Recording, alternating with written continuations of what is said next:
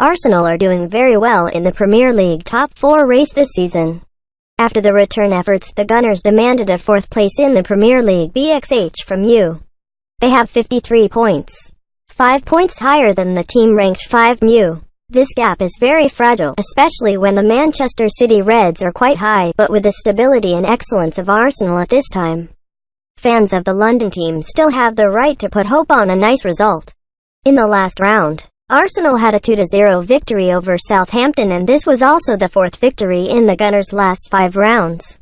At home, Unai Emery and his teacher won the last 4 picks in the Premier League. In the last 6 home games in all competitions, they lost a single match against Manchester United in the FA Cup, the remaining 5 games won. With such a high level, Arsenal are confident to welcome Bournemouth without being worse at this time. Unai Emery carefully calculated to get the best results when faced with the current schedule. Aubameyang sat on the bench last weekend, so he could play in a state of complete fitness when facing Bournemouth. In the defense, next to Holding and Bellerín are in long-term injury. Lichtsteiner and Maitland-Niles must now try to recover quickly to fill the right-hand corridor. In addition, Koscielny is expected to start in the first place. After returning to the bench against Southampton, Bournemouth's visitors have basically completed their relegation goals but are still struggling to cope with difficulties. Lerma was suspended for 2 matches after receiving his 10th yellow card in the season.